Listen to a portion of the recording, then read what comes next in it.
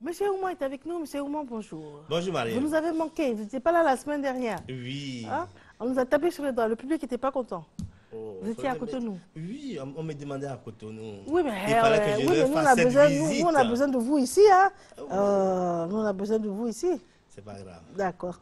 En tout cas, bon retour. Merci. Et on parle des exercices de la vie quotidienne. C'est ça. Alors, des exercices de la vie quotidienne, se laver les dents, par exemple. Oui, par exemple, se laver les dents. Alors, on dit que dans le développement personnel, on dit se laver les dents, c'est faire du développement personnel. Comment? Oui, parce qu'il faut avoir une haleine fraîche. Il faut avoir des dents bien, blanches, si possible, et des dents saines. Ça, c'est du développement personnel. Quand on a des dents saines, on mastique bien. C'est pas de l'hygiène? C'est hygiène en développement personnel parce que quand vous mastiquez la nourriture, pour bien mastiquer jusqu'à ce qu'elle devienne liquide, pour ne pas fatiguer, ne pas surcharger l'estomac. On dit souvent que si celui qui sait aimer, il sait manger. Il faut savoir manger, il faut savoir manger. Oui, pourquoi vous le rapport? Parce que ceux qui mangent très vite, en amour, ils sont rapides, ils ne sont pas patients. C'est tout de suite, bien, c'est pas la peine. Mais mesdames, c'est bon. C'est pour ça qu'on vous invite les dames toujours à venir manger d'abord. Ah, on commence par ça. Attendez. C'est la femme qui observe l'homme manger ou c'est l'homme qui observe? Non, c'est l'homme qui observe la femme en train de manger. Donc si elle mange vite, c'est qu'elle n'est pas patiente. Oui, c'est qu'elle n'est pas patiente. Et si lui mange vite, c'est quoi alors? Si lui mange vite, c'est qu'elle n'est pas patiente. C'est quelqu'un d'impétueux, tu veux tout de suite. Tout de suite, voilà, tout de suite. La vie est facile. Tout de suite, au premier contact, pas si simple. au premier rendez-vous, il veut sortir avec vous. Non. On a vu que on a vu dans les émissions précédentes que ce n'était pas de bonnes manières. C'était pas de bonnes manières, voilà. C'était maladresse de comportement. Maladresse, tout à fait. Voilà. Et par contre, celui qui mange lentement, doucement, c'est quelqu'un qui prend son temps. Voilà, il prend son temps en amour. Mais des fois aussi, ça peut être quelqu'un qui prend son temps pour étudier la femme, au point de l'étudier pendant des années, avant de se décider aussi. C'est pour ça que le concubinage dure 10 ans. Justement, donc un monsieur qui marche trop lentement aussi, il faut s'en méfier. Trop lentement, il faut s'en méfier. Il faut trouver le juste milieu. Il faut trouver le juste milieu. Voilà. C'est bon à savoir. Hein? Ah, c'est bon à savoir. C'est bon à savoir. Maintenant, on aura nos chronos en main, là. Voilà. Dès que le déjeuner commence, on observe le monsieur pour voir. Voilà. Pas trop long, pas trop court non plus. Pour voir s'il mange trop vite. Trop vite.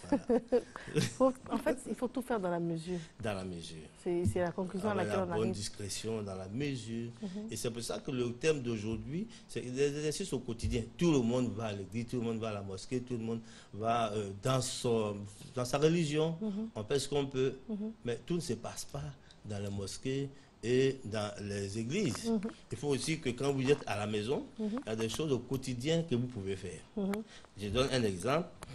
Quand vous êtes en train de laver les vitres, par exemple, vous pouvez dire au Seigneur, Seigneur, comme je lave ces vitres, lave les impuretés de mon cœur. Et en même temps que vous lavez les vitres, avec amour, avec sincérité, c'est cet amour et cette sincérité qui se trouve aussi dans votre cœur que le Christ, ou bien Mahomet, ou bien Bouddha, ou bien la divinité à laquelle vous croyez est en train de faire sur vous, ou bien la Vierge Marie. Voilà. D'accord. Donc, il y a des gestes de quotidien comme ça qu'on peut associer à des souhaits profonds. Voilà. Lorsque vous lavez les assiettes, il m'arrive souvent, quelquefois, je lave les assiettes. Alors, les enfants sont scandalisés. Comment papa peut laver les assiettes? Ils ne savent pas, quelque part, papa a été énervé. Et que pour faire partir cet énervement, il a besoin de laver les assiettes. Généralement, l'homme va dire bon, je sors faire un tour. Oui, il lave pas les assiettes. Il y a ceux qui font ça. Mais nous qui faisons le développement personnel, nous disons, je vais laver les assiettes. Au moment où je retue l'assiette, je dis, Seigneur, comme je retue cette assiette, lave mon âme, purifie mon cœur, nettoie toutes mes angoisses. Au moins, tu finis pas de laver les assiettes. Et la personne qui va dire, je sors boire un verre, et la manière dont il boit, parce qu'il va boire beaucoup. Quand tu es stressé, il va demander au Seigneur quand tu es stressé, il faut éviter de boire, il faut éviter de fumer, parce que vous augmentez votre stress. Ce n'est pas intéressant, ce n'est pas bon. Voilà. Quand tu es stressé, il faut éviter de boire. Pas d'alcool. Non, ça l'augmente. Ça augmente parce que généralement la personne devient vasouillarde. C'est une énergie à l'intérieur de vous, tu sors le stress. Et ça demande une certaine dose d'énergie. Et si vous mettez encore de l'énergie de l'alcool, 40 degrés, 45 degrés là-dessus, qu'est-ce que ça devient? Généralement, la personne pense à autre chose. Elle est euphorique, elle ne pense pas à ses problèmes, qui la contrarie sur le champ. Voilà. C'est pour ça qu'elle noie son problème dans l'alcool. Oui, on dit bien elle ne fait que déplacer. Elle noie le problème dans l'alcool. Elle ne règle pas. C'est comme si vous mettez 10 morceaux de sucre dans un verre d'eau. Que vous dites, c'est trop sucré. Je vais rajouter de l'eau. Bon, l'eau va faire que ça moins sucré. Ça n'enlève pas la quantité de sucre. Très belle remarque. Ça change rien la quantité de sucre. C'est toujours la même dose. Absorber les 10 grammes. L'eau sera beaucoup, mais les 10 morceaux seront toujours à l'intérieur. Voilà. C'est une belle image en plus, c'est vrai, parce que ceux qui noient leur chagrin dans l'alcool, ça n'arrive pas le problème. Voilà. Quel autre exemple? Alors, un exemple, par exemple, quand vous allez à la fête, par exemple, avant, mes parents me disaient comme ça, un verre est tombé, ça s'est brisé. Alors, le vieux, il dit, ah, ça c'est un bon signe. Ça veut dire que tout ce qui vient de mauvais a été brisé sur la route.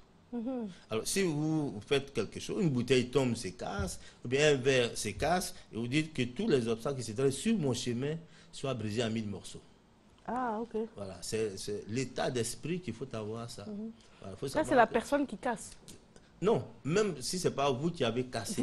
Vous recevez à dîner. À dîner, voilà. Vous recevez chez vous à dîner. Et puis par maladresse, un verre tombe, se casse, voilà. Invité fait tomber un verre. Donc tout ce qui est mauvais, tout ce qui est les obstacles sur votre chemin, dites que tous ces obstacles se brisent en 1000 morceaux, comme ce verre s'est brisé. Et le sel? Parce que des fois, moi en tout cas, je reste perplexe quand le sel se renverse. C'est un bon ou c'est un mauvais présage? Ah non, on dit que quand la nourriture est trop salée, c'est que la ménagère devient amoureuse. Voilà. Mais quand le sel se verse, ce n'est pas parce que ça va être un bon ou un mauvais présage. C'est juste un mauvais présage, un présage, c'est tout. Il faut maintenant étudier le présage. C'est comme aujourd'hui, on est vendredi 13. C'est un jour spécial. Beaucoup disent que c'est l'Apocalypse. Mauvais signe, c'est l'Apocalypse. D'autres pensent qu'au contraire. Par contre, ceux qui jouent au jeu de hasard, par exemple en Europe aujourd'hui, le coup flamme. Tout à fait. Les États aujourd'hui auront beaucoup d'argent parce que beaucoup vont parier. C'est un jour de chance où il faut parier. Le chiffre 13 n'est pas un mauvais chiffre. Mais regardez que on remarque que dans les hôtels, à l'étranger, quand on va dans les hôtels, on réalise que la chambre 13 n'existe pas. N'existe pas, mais physiquement... 1, 2, 3, 12, et ensuite on passe à 14. C'est question de numérotation, parce que les gens n'ont pas compris que le 13 c'est 12 plus 1. Vous voyez? Donc le 12 est un nombre parfait. 12 est un nombre parfait, je suis né le 12.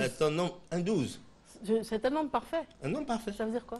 Un nombre où tout est en harmonie. Quand vous êtes 12, si un 13e vient, il peut être un traître. Tout est en harmonie. À partir du moment où tout est en harmonie, il faut comprendre une chose, que le 1 qui vient doit être en harmonie avec le 12 qui est là. Sinon, il fait tout, il casse tout. Voilà. Alors, est-ce que le 1 qui vient est bon ou est-ce que le 1 qui vient est négatif? C'est ça qui est important à comprendre. Si le 1 est positif, vous avez un bon 13. S'il est négatif, vous avez un mauvais 13. C'est nous qui devons positiver cette journée-là. Pour qu'elle soit bien pour nous. Parce qu'il y a des personnes que je pense qui ne vont pas sortir de chez elles aujourd'hui. Par exemple, on recommande de ne pas allumer les ordinateurs aujourd'hui. Parce que tout ce qui est en réseau risque de prendre un virus qu'on appelle vendredi 13. Un vilain virus. C'est bon, ça va. Mais beaucoup de personnes vont jouer aujourd'hui. C'est le jour des chances pour jouer. Vous offrez votre jeu au Dieu auquel vous croyez. Ce n'est pas un jour de malheur. Non, vous offrez votre jeu au Dieu auquel vous croyez. Le 13 au malheur, et puis vous jouez. Oui, la seule fois que j'ai joué au loto, où les amis m'ont recommandé, c'était un vendredi 13. J'ai gagné 75 000 francs CFA. Oui, c'était bien. Moi qui n'ai jamais joué. Ça met du beurre dans les épinards. Voilà. D'accord, nous sommes déjà au terme de cet entretien. Voilà. Un dernier point avant de conclure. Un dernier point, j'ai toujours recommandé aux femmes qui viennent me voir que vous avez les menstrues. C'est une bonne chose parce que Dieu met en vous quelque chose pour vous purifier, pour vous nettoyer et tout.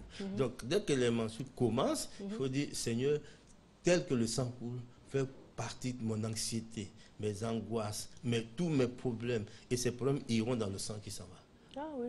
Voilà. Mais et les femmes ménopausées alors? À partir du moment où elles sont ménopausées, elles ont eu à se purifier depuis longtemps. Il y a mais si elles écoutent aujourd'hui. Il y a 2 genres de purification qu'il faut faire. Il dit quand elles sont ménopausées, d'abord la chambre doit être peinte en bleu, tous les draps, il faut les changer en bleu, et puis il y a d'autres choses qu'on peut dire hors antenne. D'accord, c'est bon à savoir. Tout ça, c'est bon à savoir. Votre conclusion? Alors aujourd'hui, il faut savoir que à partir du moment où Dieu vous met à un endroit précis, vous devez le trouver là. Faut trouver, Mère Teresa disait comme ça que les femmes doivent trouver Dieu dans leur casserole. Voilà. Quand tu fais la cuisine, que tu fais avec amour, bonté, joie et persévérance, ton mari il reste. Voilà. Il reste avec toi. Parce que tu as mis de l'amour dans la nourriture que tu fais.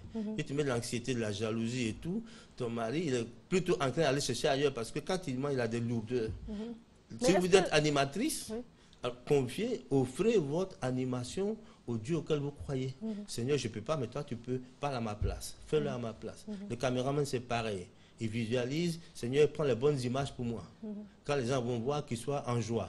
Et ainsi de suite. Partout où Dieu vous a mis, vous devez le trouver là. Pas la peine d'aller le chercher ailleurs. D'accord.